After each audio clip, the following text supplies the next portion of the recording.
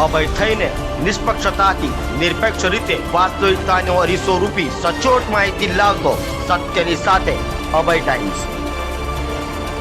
સુરતમાં no drugs in Surat city અભિયાનને લઈ રાંદેર પોલીસ દ્વારા અનોખી કામગીરી કરી હતી, જેમાં આરોપીઓએ હાથમાં બેનરો, પોસ્ટરો પકડી નશો નહીં કરવાના શપથ લીધા હતા। સુરતમાં યોજાયું અનોખી રીતે ડ્રગ્સ જાગૃતિ અભિયાન।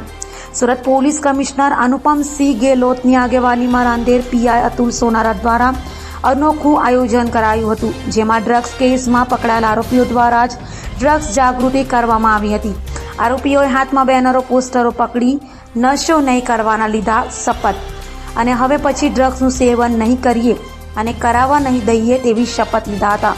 ડ્રગ્સ પેડલરો અને આરોપીઓ જાતે જ જાગૃતિ ફેલાવી રહ્યા છે, ત્યારે હવે પછી ડ્રગ્સ વેચશે નહીં કે સેવન કરશે નહીં તેવા ખુદ આરોપીઓએ શપથ લીધા હતા।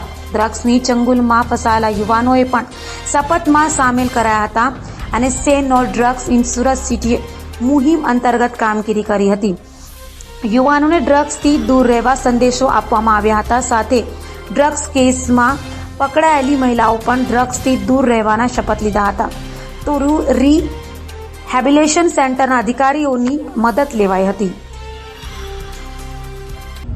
માનનીય સીપી સાહેબ દ્વારા નો ડ્રગ્સ ઇન સુરત સિટીનું એક અભિયાન શરૂ કરવામાં આવ્યું છે। આ અભિયાનના ભાગ અંતર્ગત રાંદેર પોલીસ દ્વારા આજે તમામ જેટલા બી રાંદેર પોલીસ સ્ટેશનની અંદર ડ્રગ્સ પેડલરો છે કે ડ્રગ્સ એડિક્ટેડ છે એવા તમામ વ્યક્તિઓને ઇસ્લામિયા જીમખાનામાં ભેગા કરવામાં આવ્યા હતા અને એક શપથ ગ્રહણ કરાવડાવરાવી હતી પોલીસ દ્વારા, રાંદેર પોલીસ દ્વારા, કે મેં ના ડ્રગ્સ લૂંગા ના ડ્રગ્સ લેને દૂંગા, અને પોતાના પરિવારને કેન્દ્ર બિંદુ ઉપર રાખી અને આ એક અભિયાન શરૂ કરવામાં આવ્યું છે રાંદેર પોલીસ સ્ટેશન તરફ।